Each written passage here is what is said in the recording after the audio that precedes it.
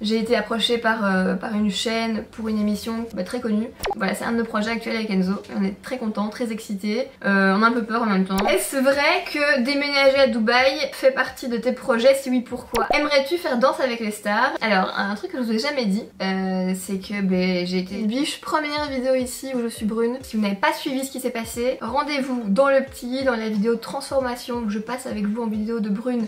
Non, pas du tout. De blonde à brune sur la chaîne avec Enzo. On vous a filmé ça il y a 2 semaines. Et je suis trop contente. Je suis vraiment ravie. Je vous explique aussi pourquoi. Enfin bref, en gros, vraiment marre de l'entretien du blond. C'est ce qui me saoule à chaque fois avec le blond. Même si j'adore le blond. Mais du coup, je suis très contente d'être passée à un brun, un châtain clair. Donc un brun un peu plus clair que ma couleur naturelle. Voilà, bon je vous avoue, en fait déjà bonjour tout le monde. Ça fait un bail et je vous retrouve dans ma pièce où il fait approximativement 45 degrés actuellement vu que nous sommes en pleine canicule. D'ailleurs, oui, à ce sujet, je sue des cernes.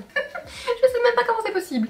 Donc si vous voyez des petites traces de mascara au fur et à mesure de la vidéo qui s'accumulent en dessous de mes yeux, vous savez pourquoi.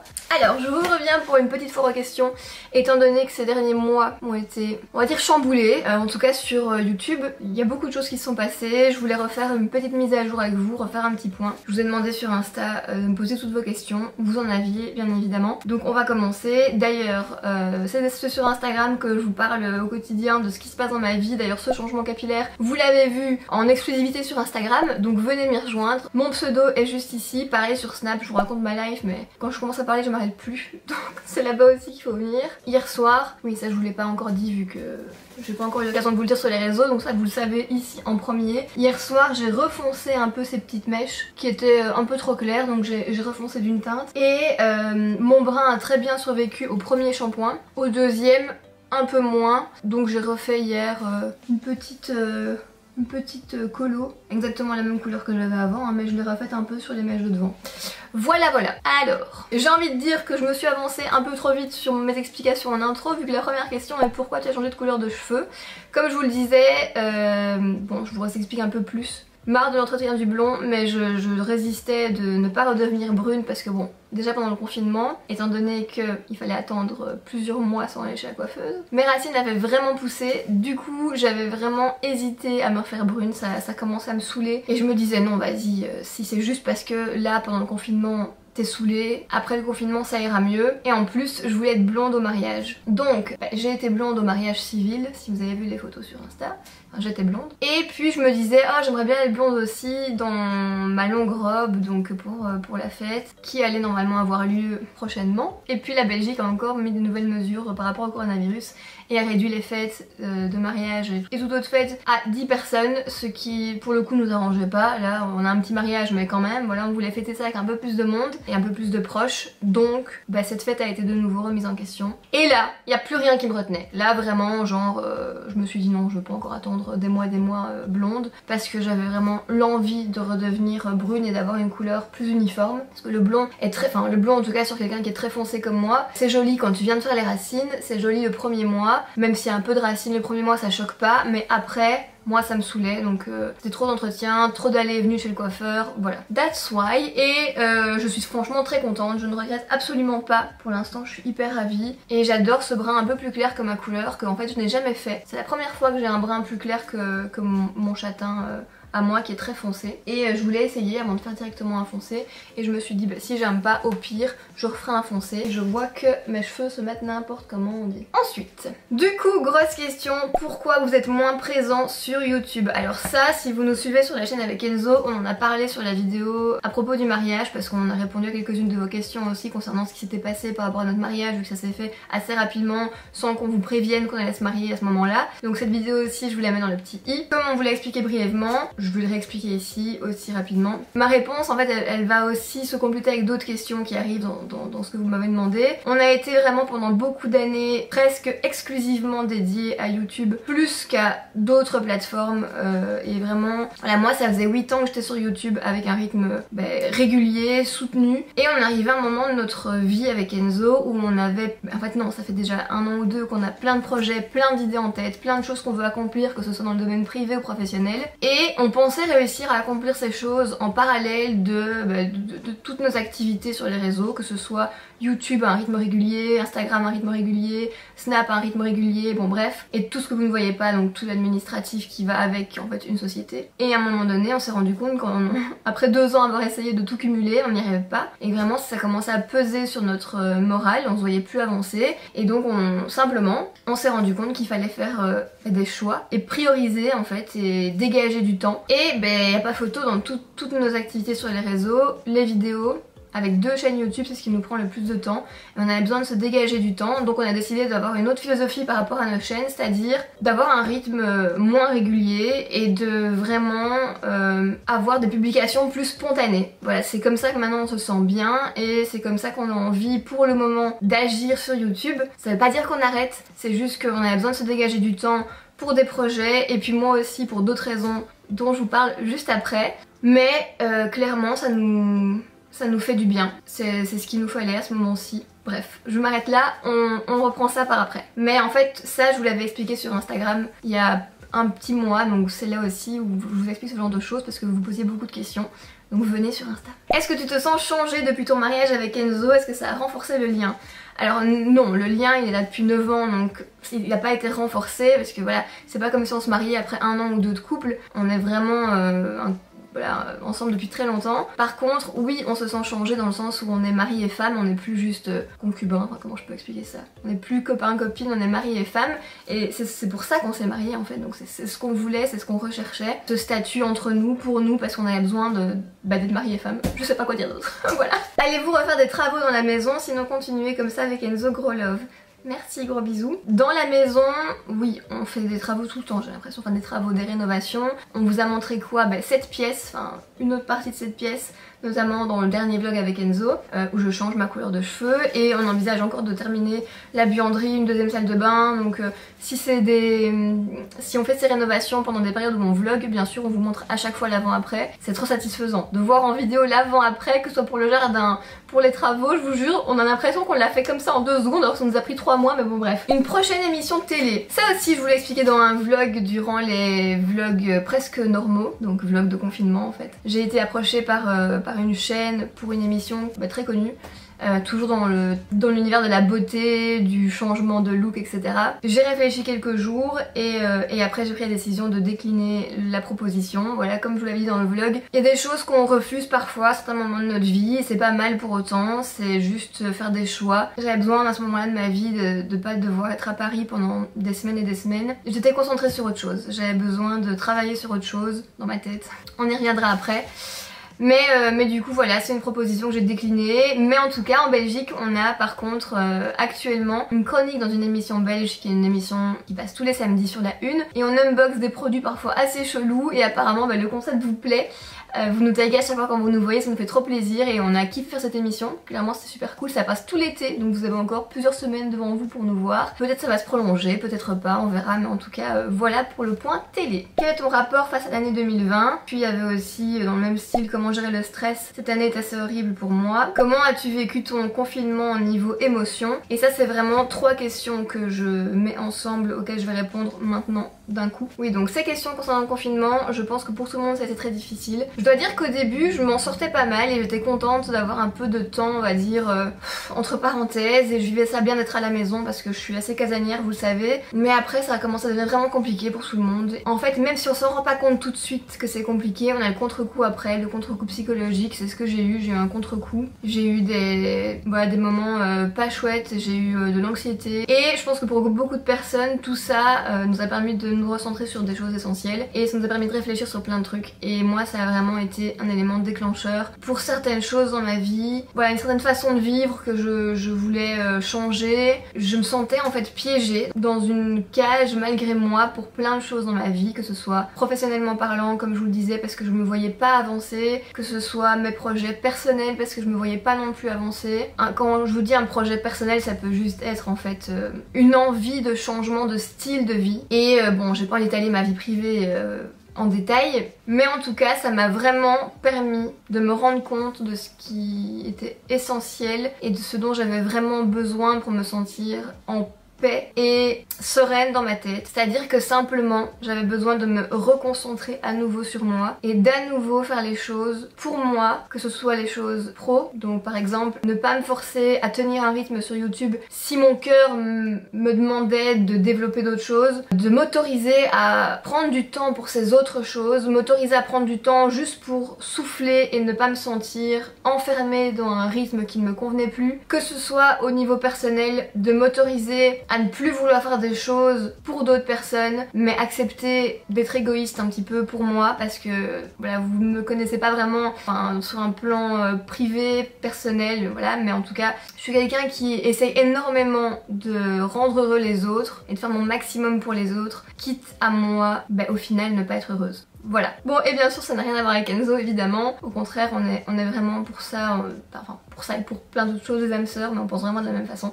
Mais voilà, bref, donc je pense que cette année est très compliquée encore à l'heure actuelle, mais je pense que tout le monde va en sortir différent. Donc j'ai pas envie de dire qu'elle a été bénéfique parce que clairement j'aurais préféré qu'il n'y ait pas de pandémie, mais ça a été tellement un chamboulement profond dans la vie de tout le monde que c'est obligé que ça ait généré des changements. Voilà. En tout cas, à l'heure actuelle, je me sens enfin reconnectée avec moi-même, avec qui j'étais avant, et j'ai l'impression d'avoir été, je sais pas, pas endormie, mais comment je peux dire, de m'être oubliée ces dernières années simplement, et encore une fois pas que à cause du travail, hein, parce que le travail, je veux dire ce travail c'est ce que j'aime, et j'avais besoin de retrouver aussi la façon de travailler d'il y a quelques années, c'est-à-dire la spontanéité de l'envie de filmer. Je vous ai toujours dit depuis le début de ma chaîne, je ne me force pas à filmer quand j'en ai pas envie, et clairement après le confinement ça n'allait pas.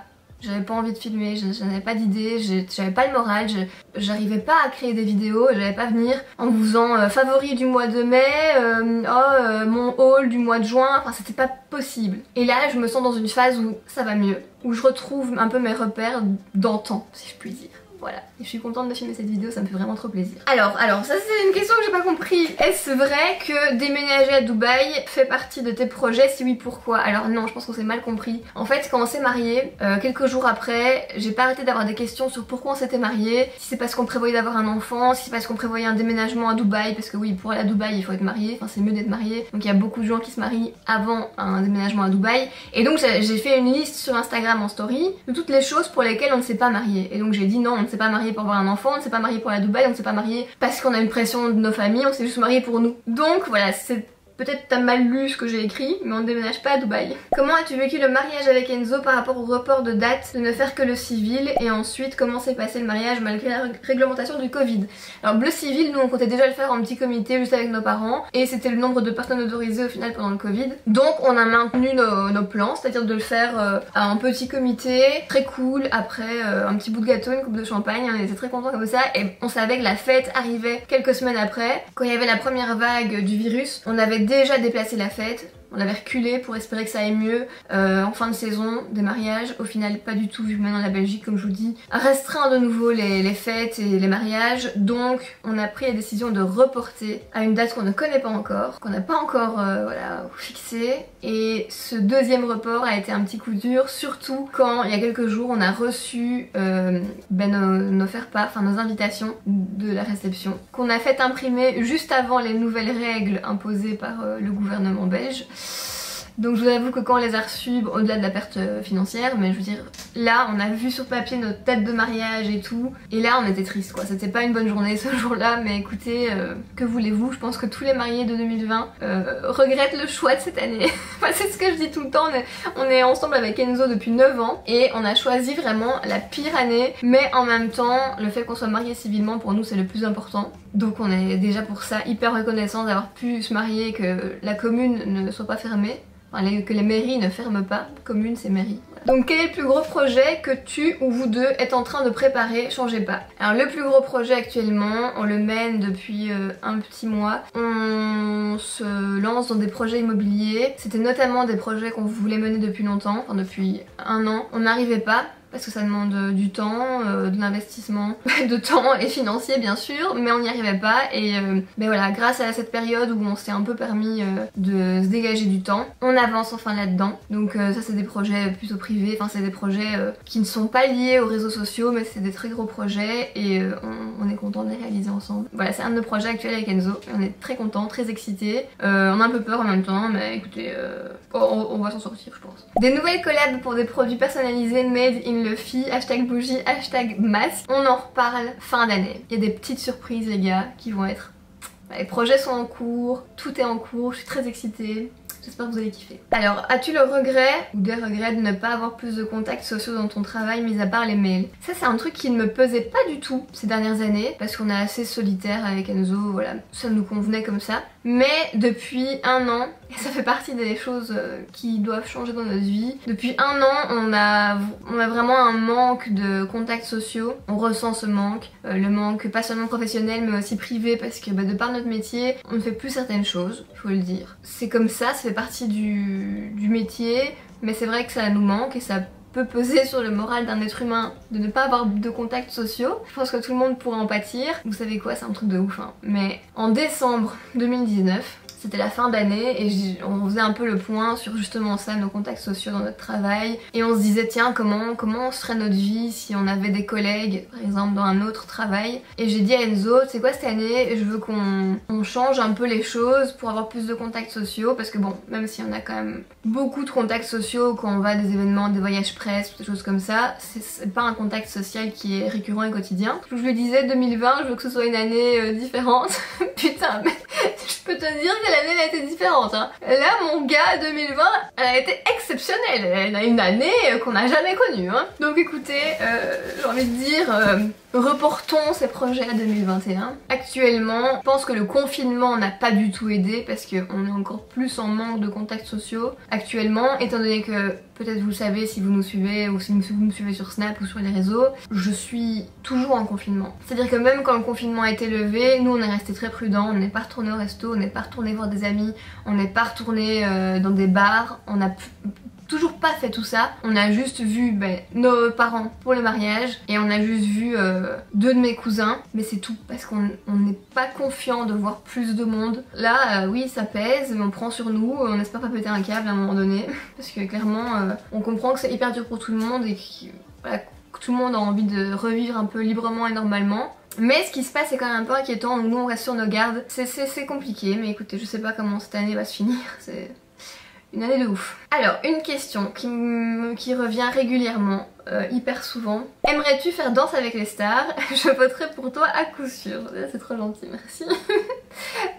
Alors, un truc que je vous ai jamais dit, c'est que j'ai été contactée par Danse avec les stars et j'ai passé le casting de Danse avec les stars. Mais du coup, il n'y a pas eu l'année passée. La dernière saison en date, je sais plus c'était quand. J'ai passé le casting, donc c'était à Paris, c'est un casting enfin, où tu dois apprendre 2 chorés avec un partenaire, donc un des danseurs. Et puis t'as une interview. Et en fait je pense que pour ce genre d'émission, ils recherchent des profils avec une histoire forte. Voilà, que ce soit une revanche sur la vie, un drame dans une vie, bon peu importe, mais une histoire forte. Et j'ai pas d'histoire forte qui me suit, même si comme tout le monde j'ai mes combats, personnels mais qui sont voilà, pas plus grands que d'autres personnes et je pense que c'est ce qui manquait. Voilà, en tout cas niveau danse je peux me vanter parce que ce que vous voyez dans les vidéos avec Enzo Danse avec les stars où on fait n'importe quoi n'est pas représentatif de mon niveau de danse parce que je dois vous dire que je n'ai eu que des compliments même du partenaire avec qui j'ai dansé, que j'avais appris super vite et que il y avait vraiment au niveau du niveau de danse aucun problème à ce niveau là. Mais en tout cas oui j'aurais adoré le faire, non pas sans crainte, on se lançait un peu, enfin quand j'ai accepté de passer le casting on se lançait un peu dans l'inconnu avec Enzo, surtout lui avait des craintes ce qui est normal et moi aussi parce que vous le savez si vous me connaissez, je ne suis pas du tout tactile.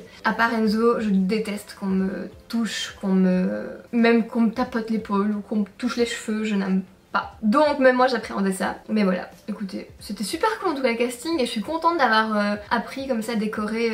Il y avait une choré latine, une choré standard, donc plus dans ce style, c'est un tango d'ailleurs. Mais voilà, et d'ailleurs j'ai les vidéos parce qu'Enzo a filmé, quand je les regarde ça me fait trop rire. Mais je pense que je peux pas les diffuser parce que ça reste des castings quand même d'émissions privées, donc voilà. S'il n'y avait pas eu le virus, où vous auriez été, je présume du coup en vacances? Bah écoutez, figurez-vous, je pense que c'était 3 semaines avant le confinement. Un mois avant le confinement, c'était en février. On regardait avec Enzo pour prendre des billets pour partir à Dubaï parce que on avait envie de prendre le soleil et de partir pas trop loin, pas genre aux Antilles ou aux Bahamas parce qu'on voulait un voyage plus ou moins court mais hors Europe parce qu'au mois de février il fait pas non plus hyper chaud en Europe. Et donc on voulait prendre des billets pour Dubaï et on s'est dit non, avec ce nouveau virus qu'on connaît pas et qui a commencé en Chine, on va attendre de voir ce qui se passe dans les prochaines semaines. Un mois après il y a le confinement. Les gars, je vous jure, on a vraiment eu la poisse à ce niveau-là. Et puis on aurait voulu partir... Enfin moi j'ai trop envie d'aller en Polynésie française, c'est un truc de ouf. Ou sur une île en général. Et je pense que ce sera le voyage de noces quand on pourra le faire. Et donc en parlant de ça, et la question qui suit: allez-vous pouvoir faire votre fête de mariage et votre lune de miel? Félicitations, merci et continuez ainsi. Alors, c'est la grande question les gars. Le mariage, on sait pas où ça en est à l'heure actuelle. On s'est juste dit on verra dans les prochaines semaines comment ça se passe. Je pense que ce sera pas pour Enfin quand je dis mariage, je parle bien sûr de la cérémonie avec... Oui d'ailleurs j'ai aussi à ce sujet-là eu des questions mais je les ai pas screenées.